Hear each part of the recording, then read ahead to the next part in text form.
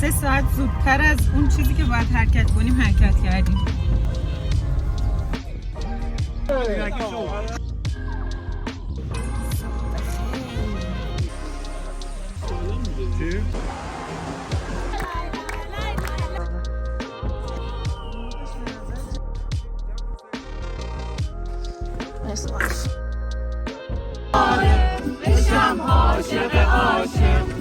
داریم میریم یه سفر هیجان انگیز. تبس. داریم میریم تبس. نکته داره این سفر، ماشینمون رو نمیبریم، قراره با ماشین یکی دیگه بریم. با ماشین کی؟ تبس یه شهر کویری تو خراسان جنوبیه که از تهران تا اونجا حدوداً 880 کیلومتره. اولش که این سفر رو برنامه ریزی می‌کردیم قرار بود که سه‌شنبه صبح زود را بیفتیم بریم، ولی دیدیم اینجوری عملاً سه‌شنبه شب میرسیم و یه روز کاملمون رو از دست میدیم. برای همین تصمیم گرفتیم که دوشنبه شب را بیفتیم که زمان بیشتری برای دیدن تبس داشته باشیم. همونطور که می‌بینید این سفر رو قراره با ماشین محمد بریم. دلیلش هم اینه که یاسمن یه سری کارا براش پیش اومد که نتونست این سفر رو بیاد. محمد هم که تنها بود به ما پیشنهاد داد که بیاید ستایی با ماشین من بریم. ما هم که استقبال کردیم. آره از اینا رو ماشین ما هم هست. تو بیرون به فنا رفت.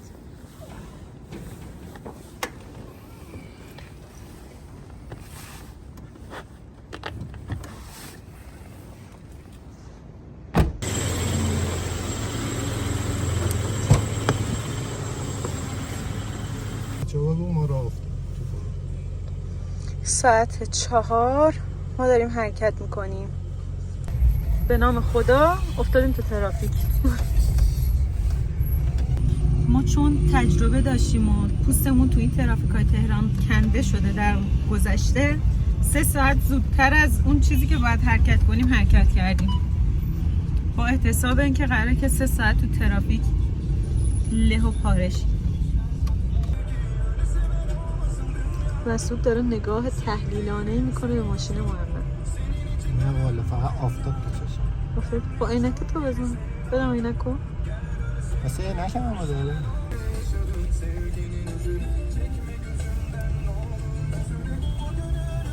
عشقتون رو با چهره جدیدش ببینید. عینکی شده.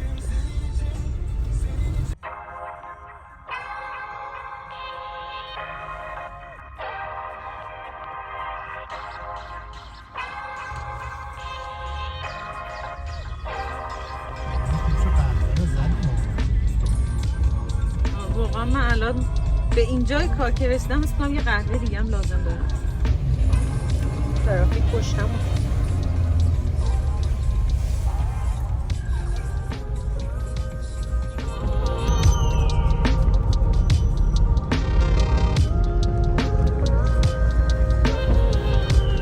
نظر راجع به زندگی تو تهران چیه هست؟ خیلی سخت. به غیر از تهران تو سری کجا دیگه زندگی کنی؟ توی ایران فقط تهران. تو ایران شیراز دوست نداری بری؟ چرا شیراز هم دوستم. رشت چی؟ برای زندگی من فقط تهران رو دوستم، ولی مثلا یه سالی مثلا 1-2 ماه زندگی کنم شیراز و رشت. اگه 1-2 ماه باشه که خب بریم جنوب. جنوب هم خیلی جای دوست داشتنی داره برای زندگی. نه خب الان دیگه رشت هم میگن تمام آبای زیرزمینیش به خاطر اون زباله‌ای که بردن توی گیلان دفن کردن و اینا همه آلوده شده و یعنی منابع آبیش با اینکه استان خیلی پر آبیه همه آلوده است. خودش خیلی سمیه. تقریبا میشه گفت ایران رو نابود کردن. تمام شد تمام. دیگه فکر کنم ما نسل آخری باشیم. خود راحت آیندگان چالش‌های زیادی دارن. ساعت 6 و 10 دقیقه است. ما تازه داریم از تونل نواف میایم بیرون. فعلا در این حد بهتون بگم که محمد تو ایستگاه باغ شهر، مترو باغ شهر منتظر ماست. 1 ساعت و ربع زود رسیده. ما میخوایم بریم اونجا دنبالش.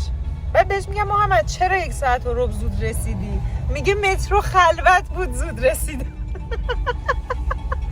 من نمیدونم مترو خلوت با مترو شلوغ چه تایمش تفاوتی داره. به نظر تو چه تفاوتی میکنه مترو خلوت شلوغ؟ شاید مثلا مترو خلوت سرعت قطار مثلا بیشتر باشه، فاصله ایستادن ها. نه جدی میگم خوشحال نمیدونم. به نظر من که ارتباطی نداره. مترو خلوت و شلوغ هیچ فرقی با هم دیگه نداره. اون قطار داره میره، یکی توش آدمای کمتریه، یکی توش آدمای بیشتری. سنگین وقتی میشه یواشتر.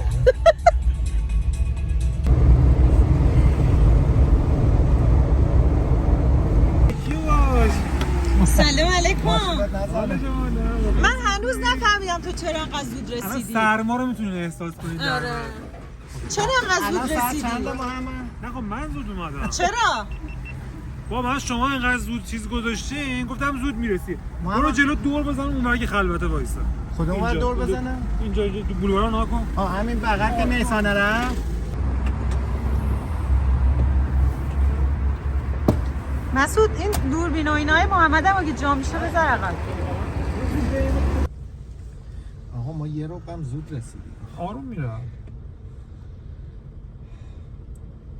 بچه‌ها که عقبن. از این کارگاه‌ها که مثلا 4-5 طبقه بالاش زیرش هم میفهم و همون متاج بنا مثلا زیر زمینه فلان. ببین تمام جنسای اون موقع توییتا رو داشت. کامل فول. محل قرارمون با بقیه بچه‌ها همون همیشگی بود، یعنی مارال ستاره. آقا صابر و خانواده‌ام اولین نفرایی بودن که رسیده بودن. نکته جالب راجع به آقا صابر و خانواده‌اش اینه که قبلا سابسکرایبرای یوتیوب من و محمد بودن، ولی الان شدن دوست و پای ثابت سفرهای ما. ساندویچ میزنه عشقتون. من سرم سرد شد. خوبه اون کلاه رو آوردم. اون کلاه که اصلا خوراکه. یه ذره ته‌بندی می‌کنیم باز از اول. واقعا دلت اومد؟ زندگی نه این لاپ قبلی این بوده، فکر میکنم جفتی 50,000 تومان. الان لاپ جدید این شده جفتی 1,000,000 تومان. اون نور اینه، اون نور اونه، اینقدر فرقشه نورش.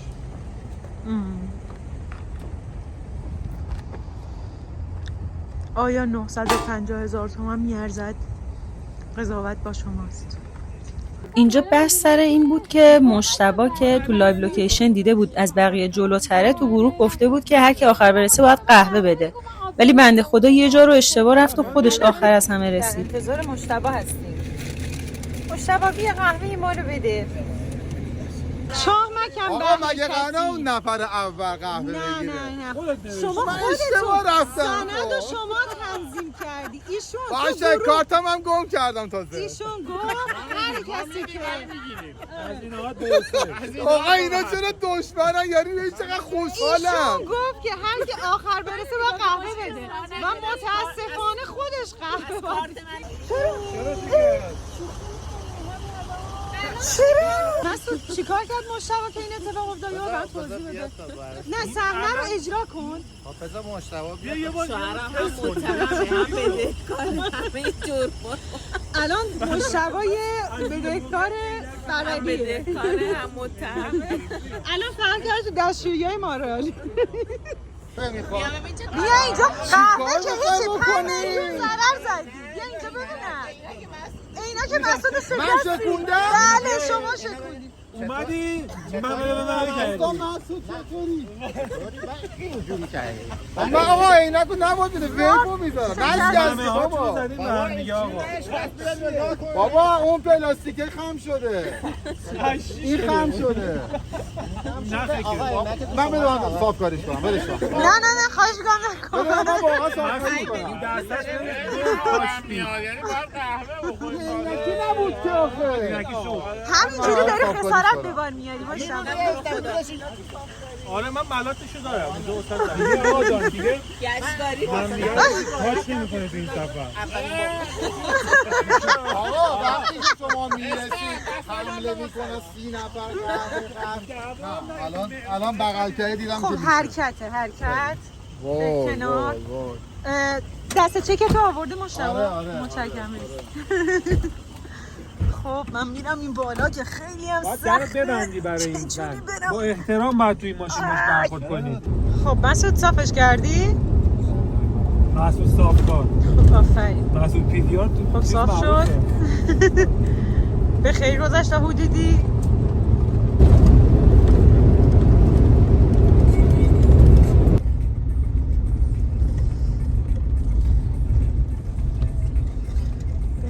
وقت قهوه است.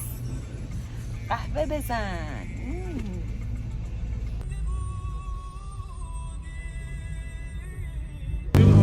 جریمه رو از مشتبه گرفتیم. گذاشتم واسه اونو خوردی؟ ببین گذاشته بودم اینجا واسه آقا دلارام بگو که شوهر من قهوه داد. آره بعدن که بیدار شد بهش بگو. مجلسیشون هم میشه مرغ شکم‌پار. دو تا کار میتونیم بکنیم، یا میتونیم یکی از اینا رو انتخاب بکنیم یا میتونیم ترکیبیش بکنیم. نظرتون چیه؟ ترکیب خوبه. منم موافقم.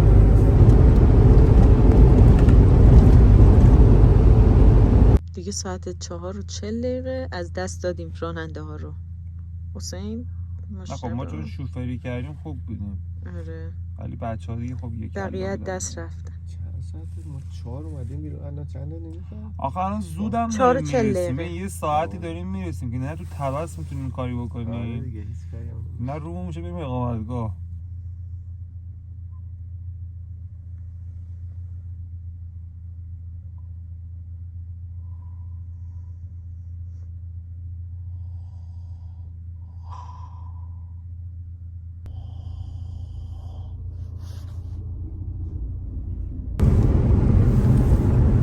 نیلوفرم که اینجا خوابیده.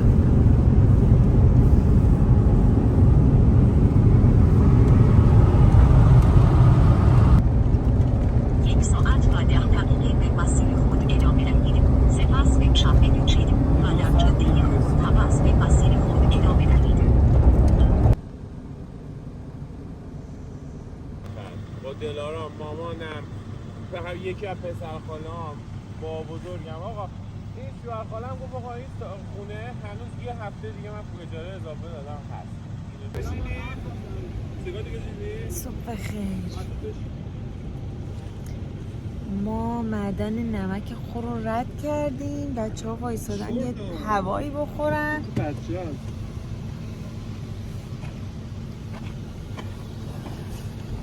ادامه بدیم بریم برسیم به تبس. طواف کردیم.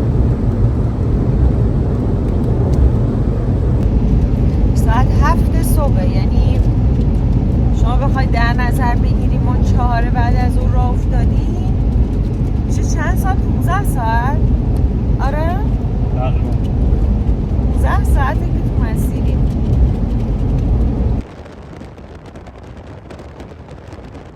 یکی از چیزایی که تو سفر هیچ وقت برام تکراری نمیشه و همیشه ازش لذت میبرم دیدن طلوع آفتاب تو مسیره. اما خب وقتی دارید به سمت شرق حرکت میکنید دلتون نخواد صاف میزنه تو تخم چشتون رو تا مغزتون رو سوراخ میکنه. الان یه اتوبوس داره میاد. آره مسعود چیکار کردی؟ بابا یه لحظه ماشین پارکینگ یه دقیقه وایسا هم بشین. جدی میگم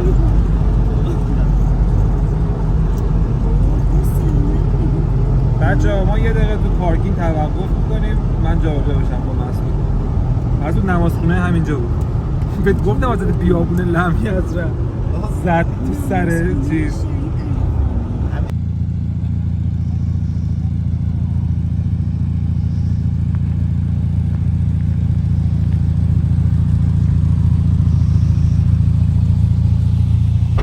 بعضی موقع اینجا رملی میاد وسط جاده، این جاده‌های دوبه‌ای میشه.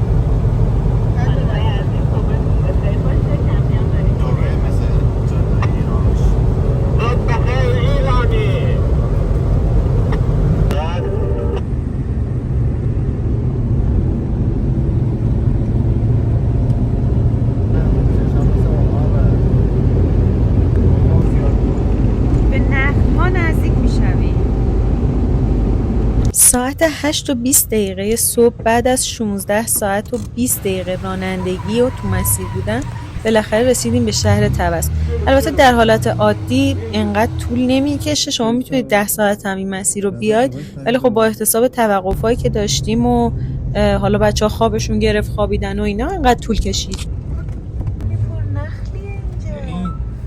نه اون دست خیابونه اونه بخونوشو. نه این بانک کشاورزی پس از 400 متر چقدر خوشگله آقا خیابونه. نه تو ماشینه جلو تو مراقب باش به مردم نزن. زدم بابا جو میدین. اونا رستوران دیدم اونور. رستوران تا در به دنبال صبحانه. باغ همین. آره همین دالیه. میشه نمیشه رفت. اینه دیگه اینه. این رستوران در اینه. در جستجوی صبحانه ما به این نتیجه رسیدیم که شهر طبس کله پاچه‌ای نداره. حالا قراره که 2-3 تا رستوران رو بگردیم ببینیم که کدومشون صبحونه میدن به ما. آیا کسی اینجا به ما صبحانه میدهد یا نه؟ آخه چه بوی آتیشی داره اینجا. چه تازه اومده. آره.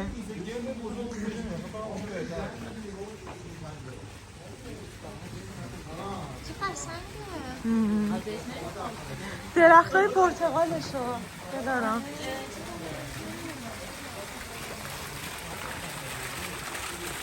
اصلا کلا طبس و اینا به البته نایبندشه ترکیب نخل و پرتقال. درخت پرتقال و نخل کنار هم. با این سبزه آقا این پروگرام اونجا نشسته. این خودمون بلند کنم الان. ببینمش. چیکار کنی؟ ببینم این سلام قربان. سلام خوشگله. کجا داری میری؟ بشین بچه بفهم. یه نفر نخودی ماشینی سالم بوده. اما همون چپ کردن نور دقیقاً از این وسط اونو میذاشین این سایرام یه مشی میخورد. خب بگیم اگه مشتری نداره این کارو کنیم. ببین پلش اواخر بذار همون وسط خالیه جا. نه دیگه همینی بودی که وار. نور بیار. بله 800 نفر نشسته. همه دارو کدوم؟ اومد به این چپ چپ نگاه کرد مصابه چی؟ به این میوهی که افتاده بود زمین. من نه داشتم حداقل به انتظار بابا اون اون میارزید درخت خوش بچه شده روش میوهاش مونده برگاش ریخته. اولین جای گردشگری که میخواهیم برویم توی طبس باغ گلشن است. میریم باغ گلشن ببینیم اون تو چه خبره.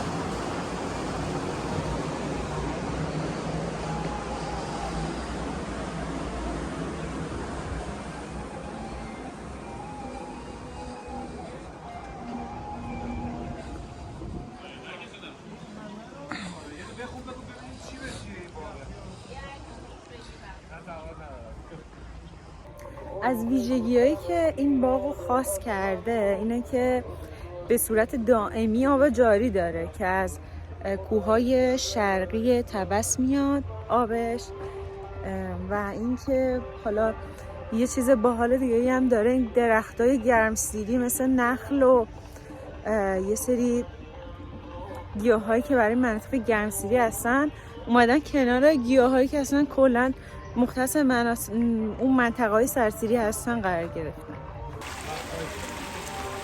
میخارونن دوستان خودشونو. اینا پلیکان هایی هستن که اصلا تبدیل به یه نمادی شدن برای اینجا. داستان پلیکانای باغ گلشن از این قراره که توی دهه 50 شمسی 2 تا پلیکان که داشتن مهاجرت میکردن از سیبری تو مسیر راهشون رو گم میکنن و به طبس میان و اینجا موندگار میشن و خیلی مورد توجه مردم محلی اونجا قرار میگیرن و مردم خیلی دوستشون داشتن. تو سال 57 از زلزله‌ای که توی طبس اتفاق میفته یکی از پلیکانا زیر آوار میمونه و میمیره. پلیکان دیگه هم بعد از 30 سال به مرگ طبیعی میمیره و بعد یه سری پلیکان رو میان جایگزین اونا میکنن و توی این باغ میذارن.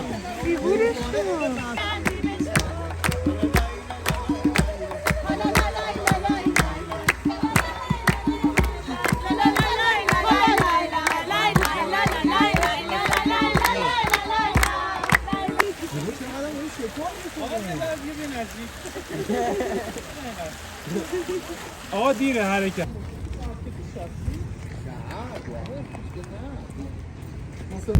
خب بریم به سمت اقامتگاه برای مرغ شکمپر و بلغور پلو. آره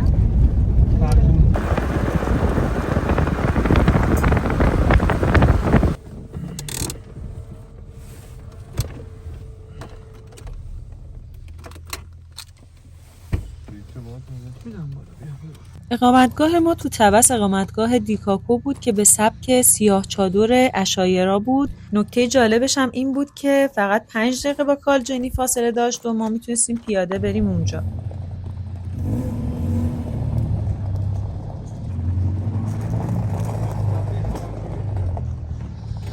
درسته که ما تو سفرهای کمپیمون تجربه خوابیدن تو چادر رو داشتیم، اما این یکی یه جورایی متفاوت بود چون قرار بود 11 تایی بخوابیم توی چادر، اونم زیر کرسیایی که اونجا بود. حسین چه ملو خوابیده. حسین لبخند داره چیه اونجوری زدی. آره.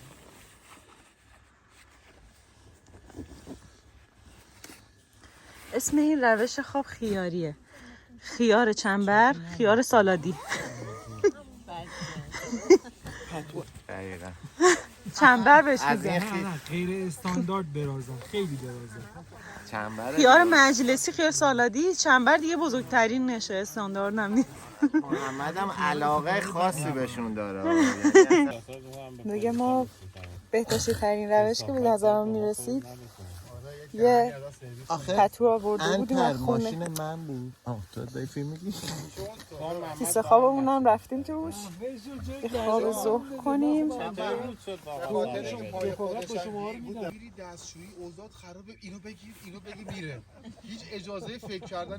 خب ما از خواب بیدار شدیم و یه خورده آماده کردیم و جمع جور کردیم، اومدیم اینجا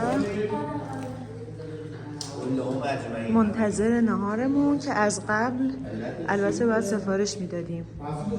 ما بلغور پلو با مرغ شکمپر بهشون گفتیم آماده کنن که حالا بتونن غذای محلی تری اینجا.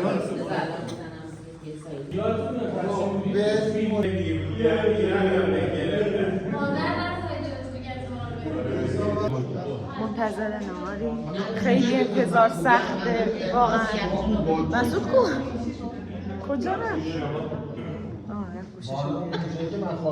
روایت داریم که میگن ایرانی‌ها اگر گشنه‌شون نباشه هیچ تفریحی برای انجام دادن ندارن. با اینکه با این گفته مخالفم، اما باید اعتراف کنم که خوشمزجات بخش جدا نشدنی از خوشی‌ها و لذت‌های زندگی ما هستن.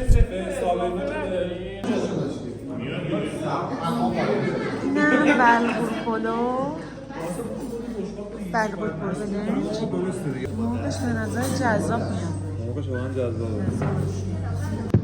بچه‌ها طعم گندم پلوش مثل چیز مونه، یه چیزی بین ماکارونی و برنجه. برنج قهوه‌ای. آره یعنی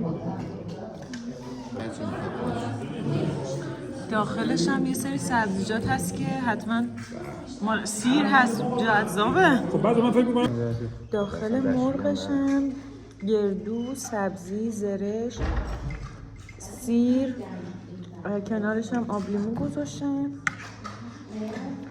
ببینید چه مزه.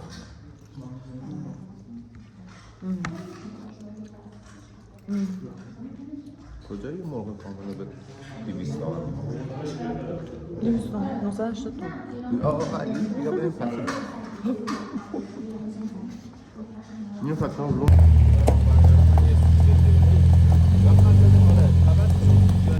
دومین مکان گردشگری که قراره به اون بریم روستای اسپهک. اسپهک روستا با معماری خشتیه که تو سال 57 یه زلزله حدوداً 8 ریشتری بخش خیلی زیادش رو نابود میکنه. مردم اونجا هم برای یه مدتی یه سری خونه‌های چوبی میسازن و داخل خونه‌های چوبی زندگی میکنن، اما کم کم وارد بخش نوسازی شده اونجا میرن و روستا برای همیشه متروکه میشه. حقوق فقط از طرف پیش‌فرض همین جنگ آمریکا و چیزا داشت. هیچ چیز دیگه نداشت.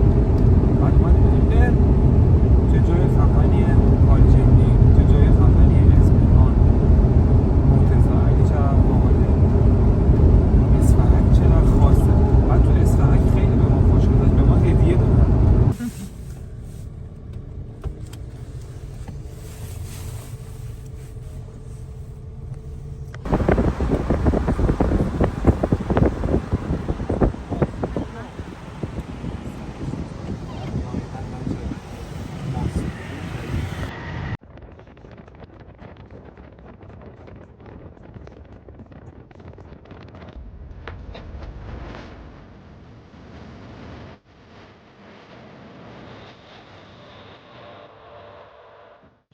ببین اینطوری درست شما با هاییس برخورد بود.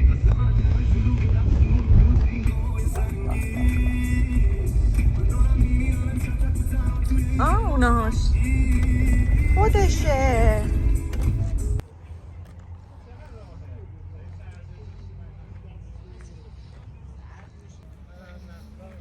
رسیدیم به روستای زیبای اسفهک.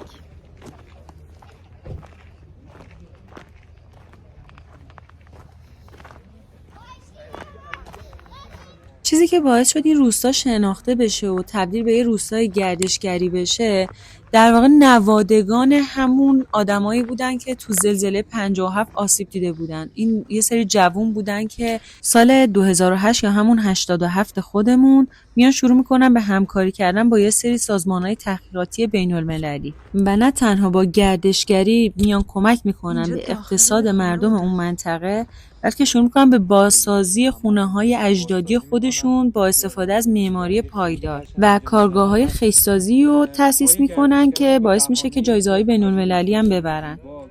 می‌بینیم دیگه خیلی سنتیه دیگه. من 2 تا پرنده دارم میبینم. حالا من نمیدونم شما چجوری شیاطی دارید اینجا میبینید. آره با حمام، قلعه، برج باشی، حمامش تمیزه؟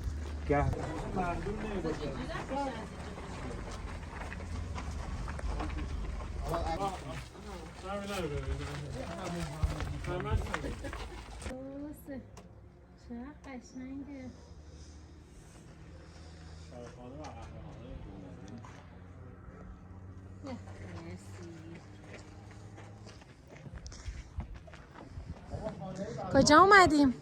از اینجا. کجا میرین؟ اونوری. بودم همه دارم میرن اونوری گفتیم بریم. آقا مقصد رسیدیم. خانه بساط.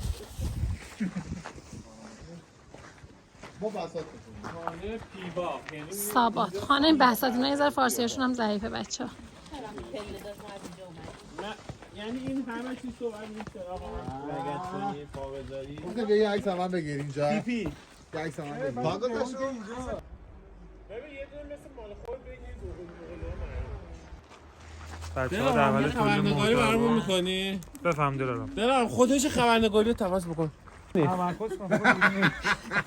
حسین داره رو. منم دوربینی. الان حسین می‌بینی با قیافه‌ای عجیب. همین چند از هموطنان تهرانی در روزهای اسفک حضور به هم رسانیدند. در راست محمد کسا پیامد بود. حتما تهران. ما دوربینی. بعدا باید جدی باشی دیگه. دستی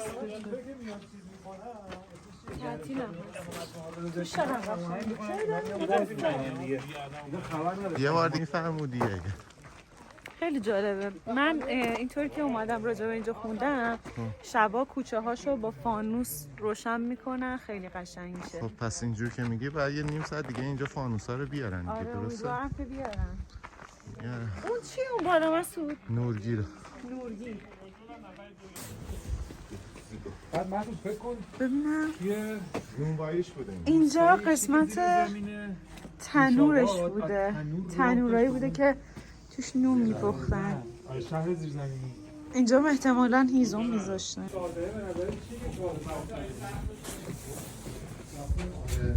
این بهش میگن چیز دیگه، ایوان مدائن. نه جدی. نه اینا میخواستن نحوه معماری اون زمان رو نشون بدن که چجوری میساختن این خونه هاشون. نه اونو دارم میگم. میدونم اون تازه سازه اومدن اون قراره یه خونه بشه، یه یعنی مدلی، نه یه مدلی از مثلا چیدمان آجرای این منطقه بوده. حالا 2-3 مدل دیگه هم داره. من توی فیلمایی که دیدم توضیح میدادن خود معمارای اینجا دیدم اینا رو.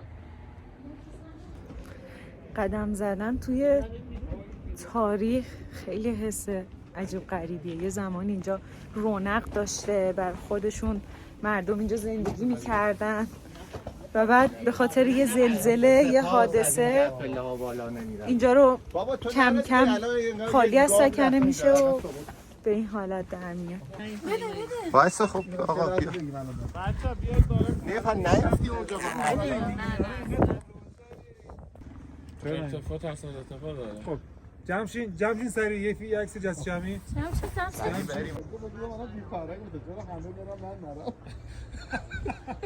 این دیواره اینجا از کاهگل درست شده. حالا میخوای ببینید کاهگل رو چجوری درست کردن. توی این بشکه‌ها رو نگاه بکنید. خاک رس به اضافه کاه میریزن، آبم روش به مدت 15 روز میذارن بخیسه این توی هم. از این یه ملات چسبناکی به وجود میاد که بعد با هنر و زیبایی دیوارا رو ازش خلق میکنه. به به متشکرم. سلام. از اون پر پایین هستم اونجا. زشت آقا مسعود. تو خونه اینو اون سر کشیدن زشت آقا مسعود.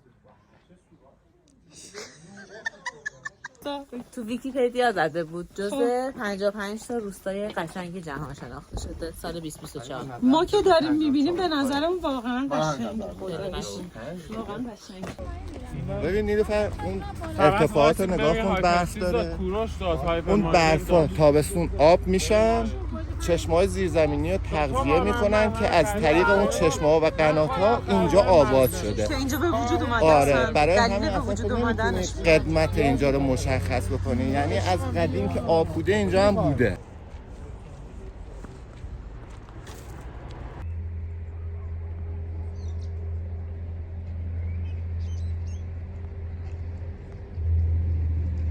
فردا شب قبل اینکه بخوابیم چه قبل اینکه بریم اقامت واسه بریم بازارچه محلی جان دارم. آخ جان من خیلی بازارچه محلی دوست.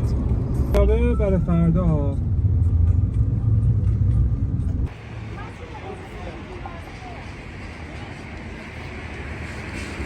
پفک میخوای؟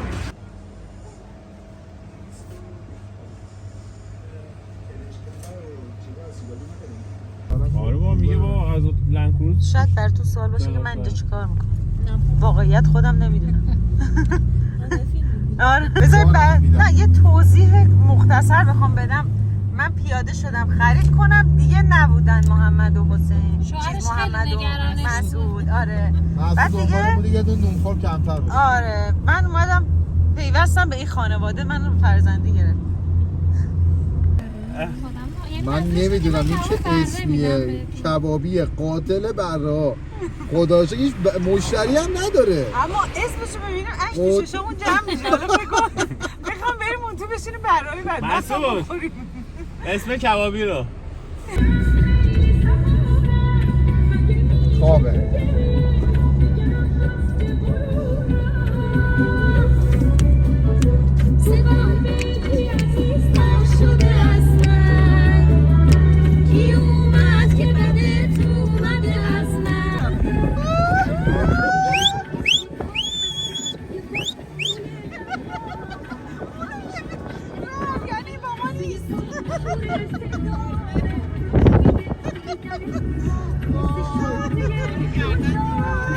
گردن نمیگیره ما رو.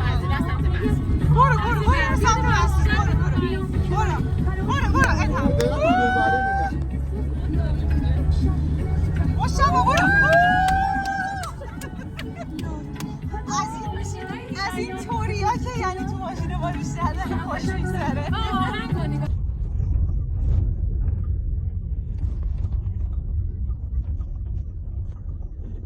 اون چی میچسته قلیون؟ هوا خوب بچه به نظر. عالی عالی. بابا اصلا سرد نیست. بدوزه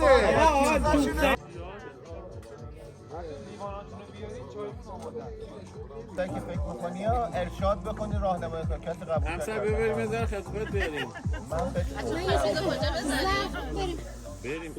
میزو بچه‌ها کجا میذاریم؟ اینجا میخواین میزو بذاریم؟ آره همه چی اون دودی.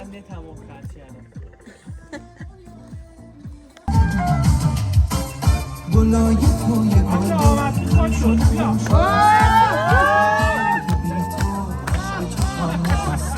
کنجیش روی نابود همه گل و باده تو برمیگردی خونه دلم برمیگاره تو برمیگردی خونه دلم برمیگاره اگه برگردی دل دیوونه میتونه عاشق بمونه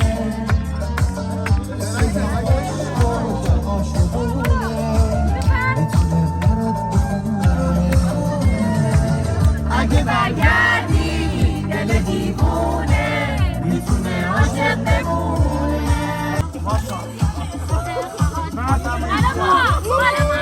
میشه تو آروم میشه دنیا صدام کن که دوباره بشم عاشق عاشق بیام با یه اشاره بیام با یه اشاره یه اشاره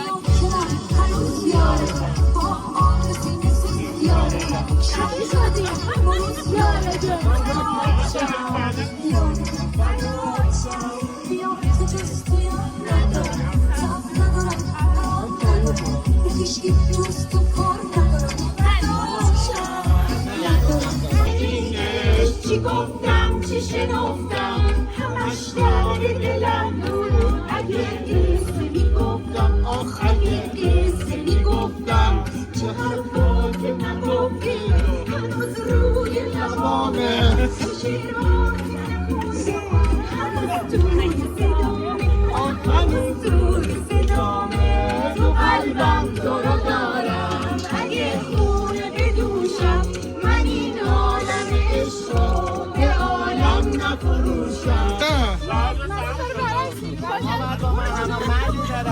بیا بیا لیدر بیا یادم دهه در بابا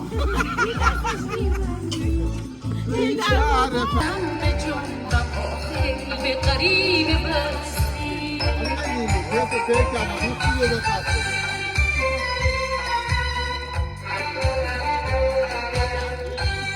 خیلی یهویی تصمیم بر این شد که شب پاشیم بریم تو کارجنی ببینیم چی میشه.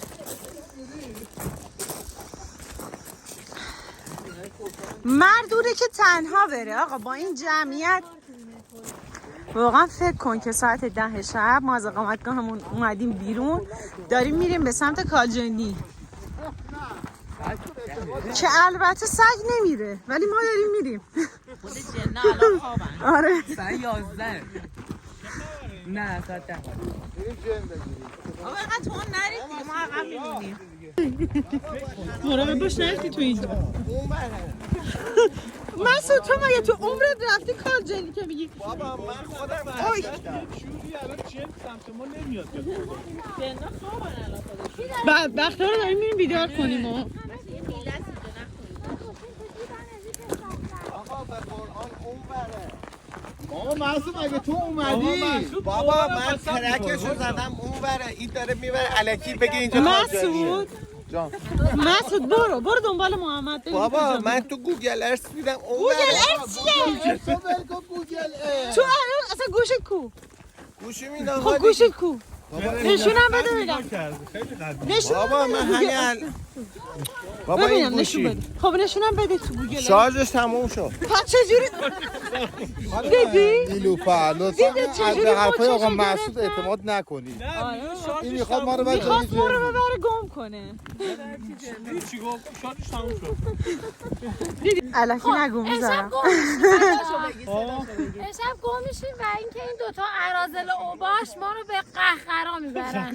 حواستون باشه. من اگه حواسم نبود شما حواستون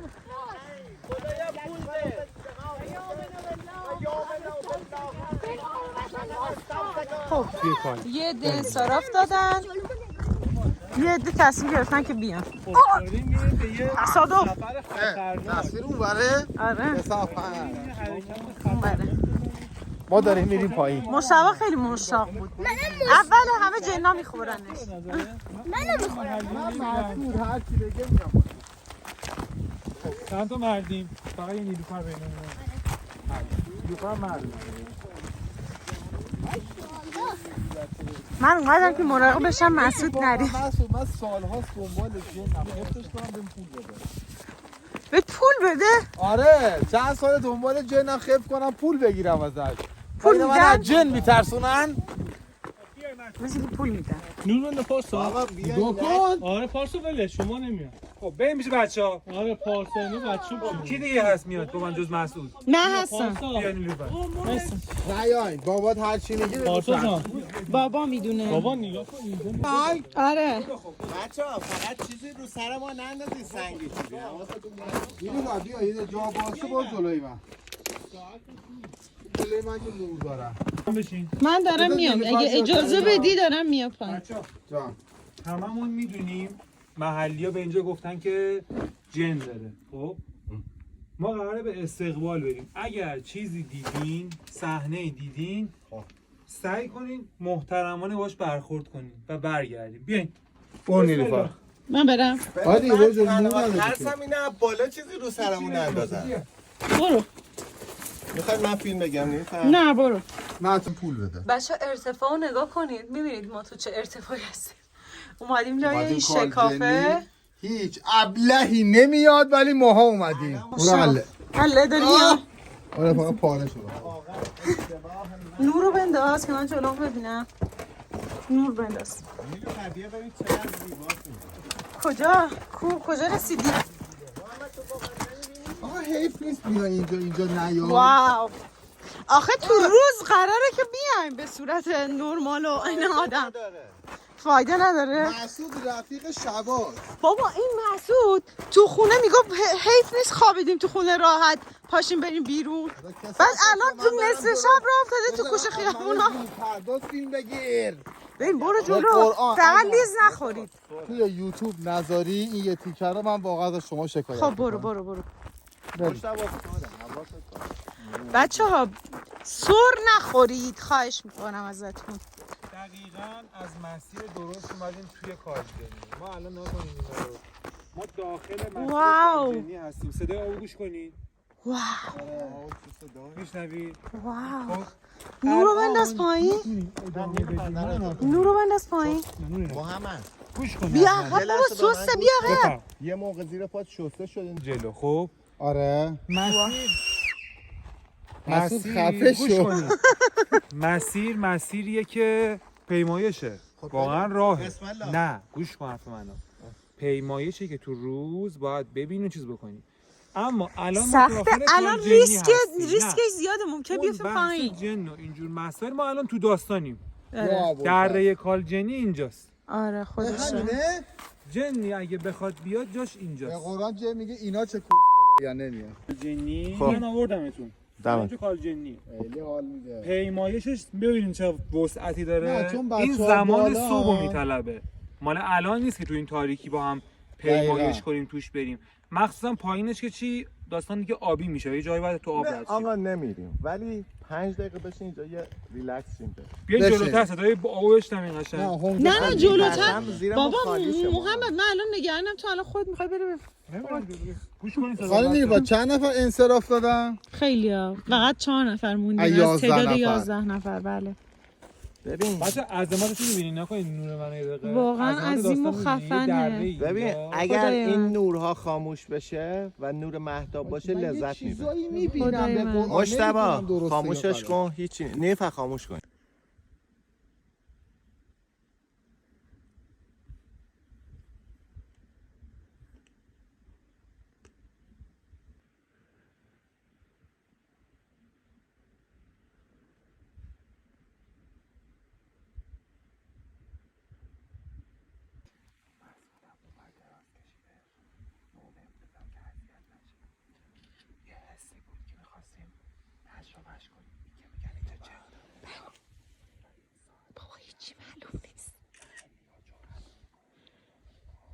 من سعی می‌کنم نور تا جایی که بتونی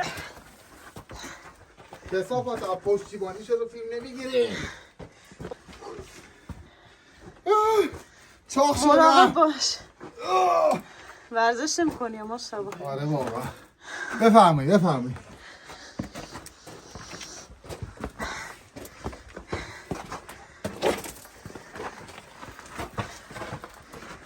برگشتیم به اقامتگاه. چیزی هم نصیبمون نشد. خوش آمدید. خدا قوت. خدا مشتبه درشو باز کنم چه خبره اون تو؟ اوه مای گاد. تو قسمت بعدی این سفر قرار کلی جای خفن و شگفت‌انگیز دیگه از طبس رو ببینیم، مثل چشمه مرتضی علی، روستای ازمیقان و کلی ماجرای باحال. پس تا قسمت بعدی با من همراه بمونید.